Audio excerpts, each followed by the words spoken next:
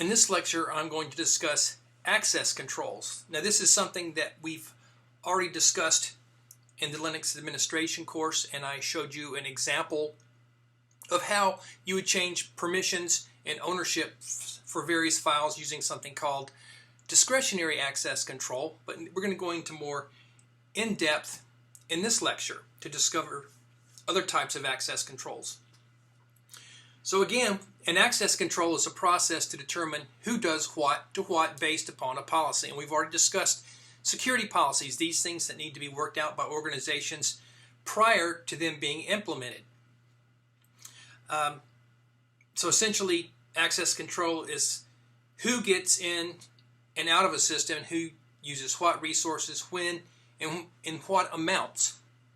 If you think about it, that's a lot more complicated than what we discussed in the Linux administration course. And it'll make a lot more sense when you see that access control is not just something that simple, or it doesn't necessarily need to be that simple. So elements of access control consist of the following four things. There are subjects, objects, operations, and something called a reference monitor, which I didn't discuss previously. Now, we already think about subjects are going to be the users, as we discussed in Linux administration. So what are objects? Well, objects pertain to something just as simple as files, but that could be other types of resources, such as getting access to the printing server or getting access to a database. Operations indicate the ability of a subject to either access or not be able to access an object, or even a subject accessing an object by a time or place or something of that nature. And then we have something called a reference monitor, and I will discuss that in a couple of slides in a little more explicit detail. But just as an example, let's say we have a company XYZ and it has 4 employees. Alice is the accountant, Bob is the IT guy, Mary is the CEO, and Fred is the web designer. Now, in this very simple example, there are various resources the company has, such as a financial database, an external web server, and an email server. So if we think about controlling access to these resources, how would we go about determining whether let's say Alice, what she should have access to as an accountant? Well, if you look at the resources, maybe the financial database, yeah, that kind of makes sense. What about the external web server? Would she need access to that? Well, probably not, but regardless, her ability to access any of these resources should be defined explicitly in the access control policy as created by the company. How about Bob, the IT guy? Does Bob need to get into the financial database? Well, probably not, but certainly you might give him access to the external web server so that he has at least some control over that. Who else on that list of employees might we want to be able to access the external web server? Well, certainly Fred. Let's look at Mary, the CEO. What should Mary be allowed to access?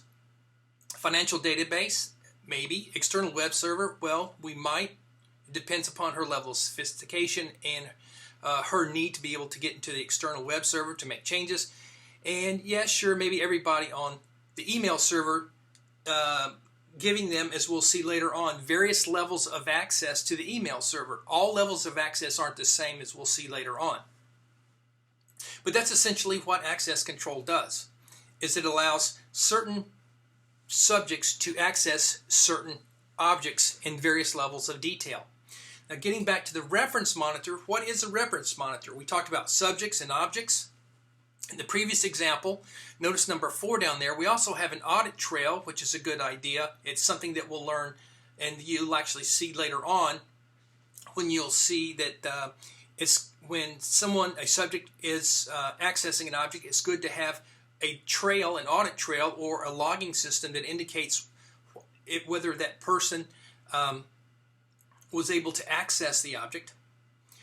The reference monitor really ties in everything. It contains those operations and rules, as we'll see later, that determines whether the subject is able to access the object and how they're able to do it.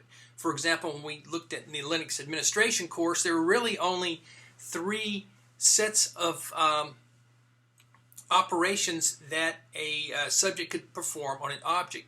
And specifically, we were looking at files. And what were those? Well, we had read, we had write, and we have execute, right? And we saw that sometimes a certain subject was able to read, write, and execute on a file. And for other files, they were only able to, for example, read that file, but they weren't able to write or execute that file. So all of that is determined by the authorization database, which indicates what the, let's say, I'm just using the term in general, rules that allow a subject to interact with an object. And that reference monitor is the thing that actually applies that to the situation. So just to be clear here, so the subjects are the system users and groups of users. Recall from the Linux administration course is you could put users in various groups, and that's how we were able to allow a number of users to be in a group, and then that group was able to access an object and perform operations on it. The objects are most typically are files, but they could be other resources such as memory, printing and scanning, and even including other computers on a network. And an access operation, again, comes in many forms, including web access, server access, memory access, and even method calls.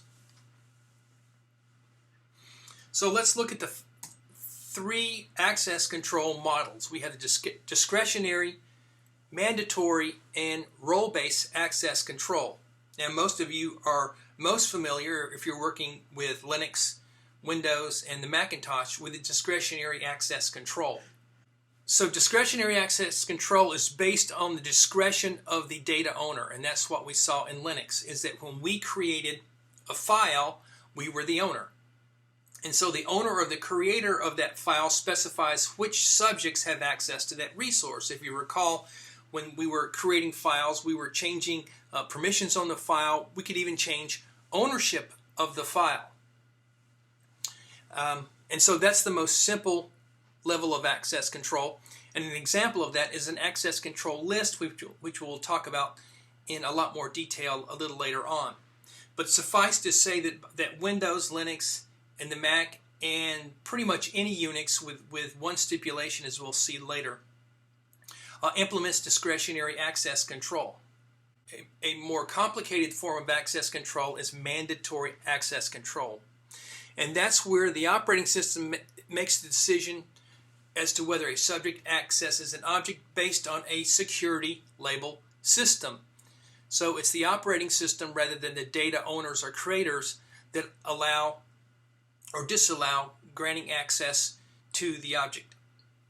And the best example of this is what we see in the military, is where users and data are labeled according to a clearance level. For example, the confidential, secret, and top secret, which I'm sure you've all are at least a little bit familiar with. And then we have rules for access, which are configured by the security officer and then enforced by the operating system. And when I'm talking about the operating system, I'm talking about that not only the authorization database that indicates who has access to what, but also that reference monitor that looks at the authorization database as well as the classification levels of the subjects and the objects to determine whether access can be granted. MACs are used where classification and confidentiality is of the utmost importance, which the primary example would be the military. And generally, you don't see mandatory access controls when you buy a commercial system. When you go out and you buy a Windows 10 computer or the latest Macintosh, is that you have to specifically buy or at least implement mandatory access control. For example, with Trusted Solaris, or something called Secure Enhanced Linux, which was created by the National Security Agency. And that's actually something that you can download from a website and implement on your Linux system. I would suggest that you do a lot of research on that and read up a lot about it before you do that, because it's a good way to lock yourself out. So all mandatory access control systems have a security label. And those labels, as we saw before, at least in the military, are confidential, secret, and top secret. And those security labels and the categories are typically defined by an organization, in this case the military. And there's also one more category which goes above and beyond the MAC label, and that is whether you have a need to know at a certain label, and we'll talk about that in a second. The question is, if we're talking about the security labels or security designations of confidential, secret, and top secret, if I have a top security clearance, can I see all of the projects in the secret level? And typically the answer is no. Is it not only must your security clearance be equivalent to that as designated to the object, but also you have to have a reason to access that information. You have to have a need to know. As we see here on the screen, we have the 3 security clearance levels, as well as the sensitivity designation of confidential, secret, and top secret. And so let's say, as an example, we have a, let's say for this example, is that you have a confidential security clearance and you need to look at a memo that has been designated as confidential. As long as you have a need to know, you're able to view that memo. As another example, let's say that an object has been deemed at this with a security label of secret and you only have a confidential clearance. Can you read the secret level memo? The answer is no. Can you read the top secret level? No. So in other words, notice that you can't read up. Someone who has a secret level clearance cannot read a top secret memo. And I changed this to make this a little bit clearer, because actually I was trying to combine 2 separate concepts. So what I did was I paused the video and I changed what you saw on the screen, and I'll explain that on the next screen. So we see that we can't read up. So confidential can't read anything secret, secret can't read anything top secret, even though they might have a need to know for some particular reason. How does it work the other way, though? What this is indicating, that the arrows on here on the left, is that somebody who has a top secret clearance can not only read a top secret memo, they can also read a secret memo and also a confidential memo, as long as they have a need to know. Now think about producers of objects. That is now someone with a confidential security clearance creates an object somehow, and it happens all the time, that is later deemed secret. At the time they don't know that it's going to be classified secret, but they create one that's secret. And I've known this from personal circumstances, not me, but with other people. So somebody who has a confidential security clearance, can they actually create a document that is later deemed secret? Yes, they can. So essentially what this is saying is that you can write up. So you can create one that's secret, or if you're secret, you can create one that's top secret, or even if you're confidential security clearance, you can write one that's top secret. But guess what?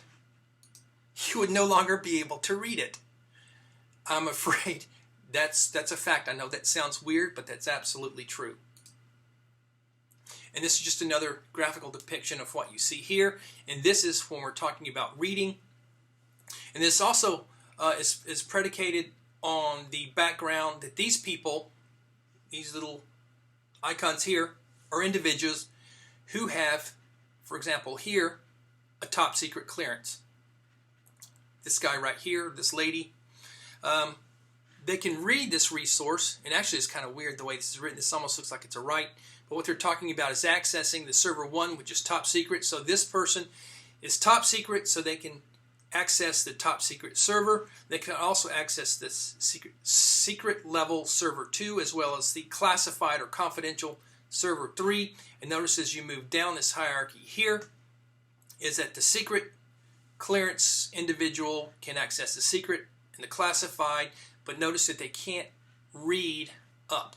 They're not able to read up.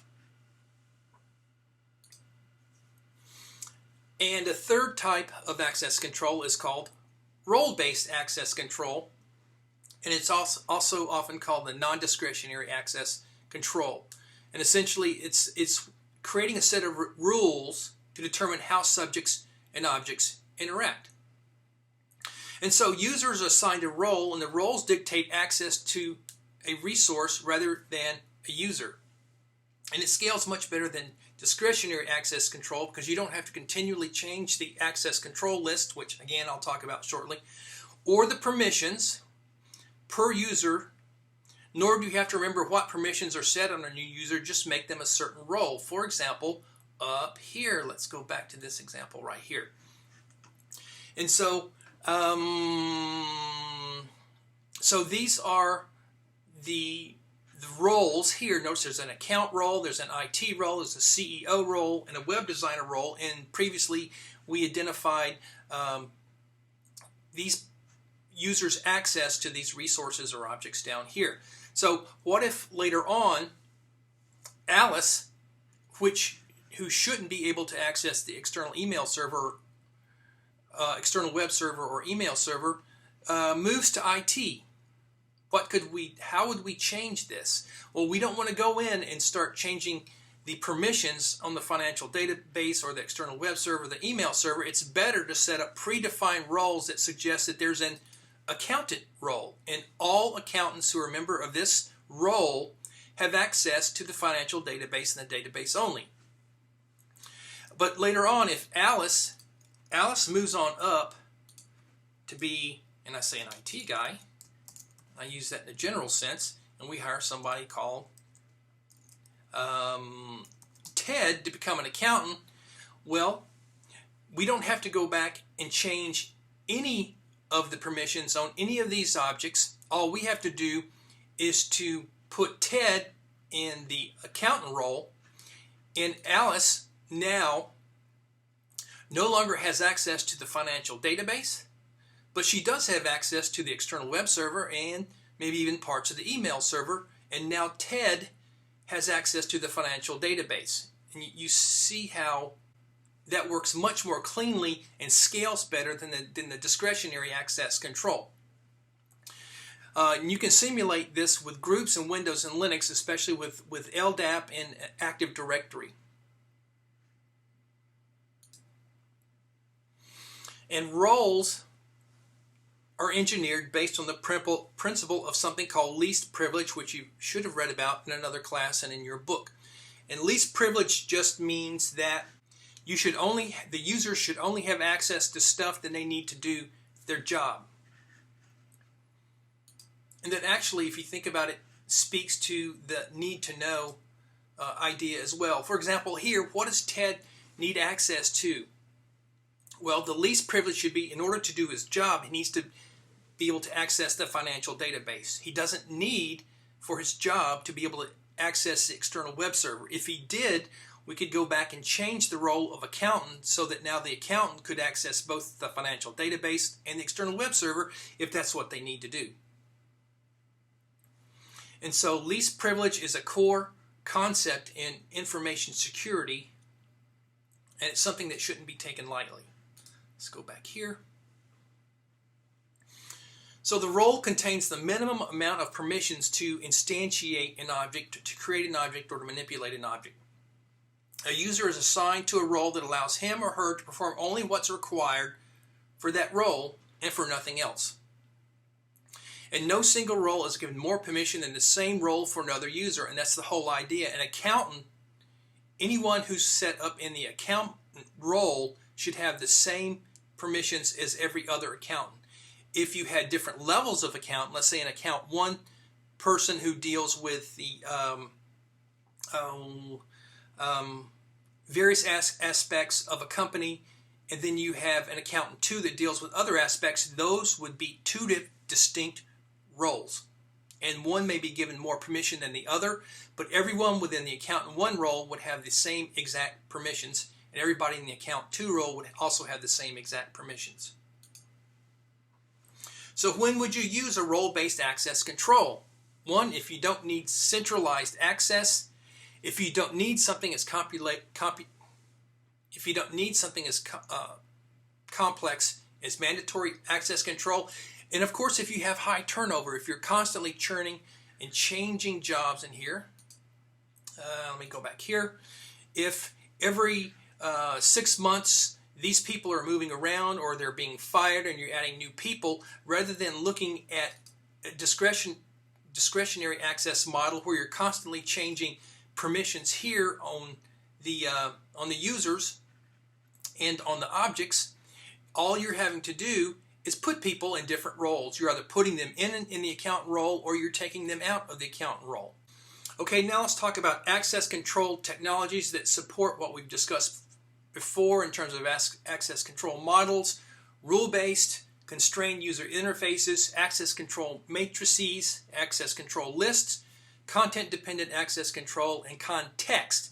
Notice that there's an N here and there's an X. Content versus context. So rule-based access control uses specific rules that indicate what can and cannot transpire between a subject and object. And that is simply the logic that you've seen in your math classes or your computer science classes. If X, then Y logic. So before a subject can access an object, it must meet a set of predefined rules. For example, if a user has a proper security clearance and it's between 9 a.m. and 5 p.m., then allow access. Now notice how now our rules are becoming more complicated. Not only must a person have for example here, the proper clearance, they have to have a need to know, and now we're setting time limits. So that makes a lot of sense. For example, if no one is allowed external access from, for example, an external IP address to a certain database, and they're only supposed to be working during the day, then instantiating this rule here, 9 a.m. to 5 p.m., if that's their standard working day, and they're coming from the right IP address in the company, then they would be allowed access. Otherwise, they would be denied. However, rule-based access control doesn't necessarily deal specifically with identity and authorization. So rule-based access control is considered a compulsory control because the rules are strictly enforced and not modifiable by the users. So if you think about routers and firewalls we will look at in a little bit, you'll see how we will create rules that set up restrictions to certain objects. For example, a telnet server or an FTP server. What is the source address? What is the source port? We define rules based on that information to allow or deny access. And here's something that, if you think about access control technologies, we see all the time. For example, a constrained user interface. We can restrict user access by not allowing them to see certain data or have certain functionality on the computer. And this can come in many examples. For example, views only allow access to certain data, that is, canned interfaces that only show a user specific information and they hide everything else to which they should not be allowed access. We can also give them something called a restricted shell. So, and a shell is the terminal as we used in Linux administration and in this course as well. So it's like a real shell, but only with certain commands that are enabled, like Cisco's. One that's highly restrictive is the menuing system, and we'll see it on a separate page here.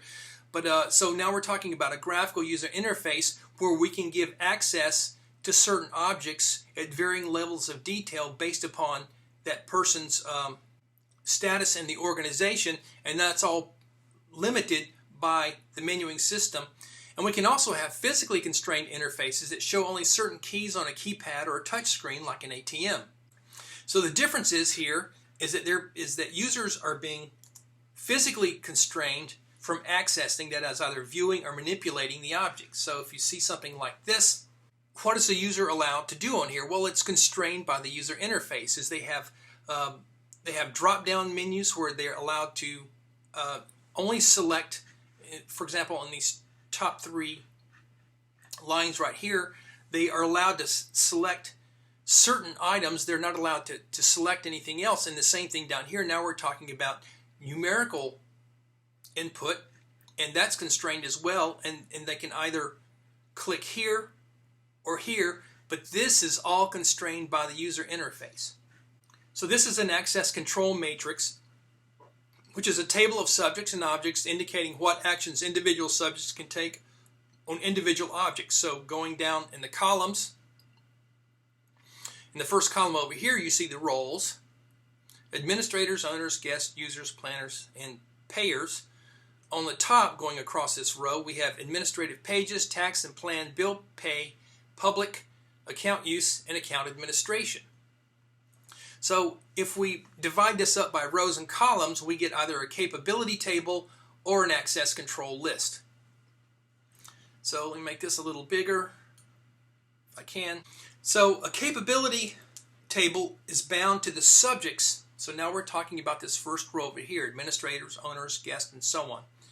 And it lists what permissions a subject has to each object. So it's a row, and it's the opposite of an access control list that we'll see shortly. So planners have permissions to access tax plan, public, account use, and account administration. An access control list now looks in the columns. Now we're talking about lists, access control lists, what and how subjects may access a certain object. So now we're talking about columns. So the account use indicates who has access to this resource, which would be owners, users, planners, and payers. Another type of access control technology is the content-dependent access control, which is determined by the type of data. For example, email filters that look for specific things like confidential, social security number of images, and web proxy servers may be content-based as well. So it's based on the content rather than the particular role of an individual. And context-dependent access control reviews a situation, then makes a decision on the access. Now, when we're talking about the system right here, we're talking about still the reference monitor. And a good example of a context-dependent system is a firewall. For example, as we'll see later, I know it's not going to make a lot of sense now, but there's something called a state table, which looks to see if there's a session already in place for the system, for the connection between a subject and an object. And if that connection already exists in the state table, then all other connections between the object and the subject for that session are allowed without going through the firewall rules. Another example might be allowing access to certain body imagery if previous web sessions are referenced in the medical data. So this was a quick overview of access control, and so you should be able to identify and define and recognize the following concepts. Constrained user interfaces, something we probably come in contact with every day. An access control matrix, capability tables and access control lists. Let me put this right here, that makes more sense. And content-dependent access controls and context-dependent access control. And we also discussed the 3 access control models, which include discretionary access control, mandatory access control, and role-based access control.